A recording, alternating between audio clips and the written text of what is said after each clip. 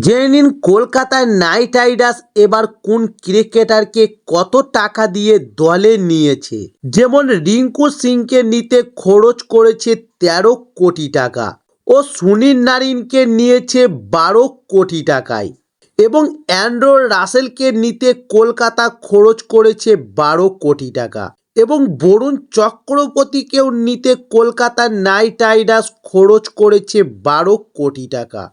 এবং হর্ষিত রানাকে নিয়েছে ৪ কোটি টাকার বিনিময়ে এবং রমনদীপ সিংকে নিতেও কলকাতা নাইট রাইডার্স খরচ করেছে ৪ কোটি টাকা এবং ভেঙ্কটেশ আয়ারকে তারা নিয়েছে ২৩ কোটি ৭৫ লক্ষ টাকা দিয়ে এবং হ্যান্ড্রিক নোকিয়াকে নিয়েছে ৬ কোটি ৫০ লক্ষ টাকার বিনিময়ে এবং কুইন্টন ডিককে নিয়েছে ৩ কোটি ৬০ লক্ষ টাকায় এবং অঙ্কু কুশ রঘুবংশীকে নিয়েছে ৩ কোটি টাকায় এবং রহমান উল্লাহ গুরবাজকে নিয়েছে ২ কোটি টাকায় এবং ভৈরব আরোগ্যকে নিতে খরচ করেছে ১ কোটি ৮০ লক্ষ টাকা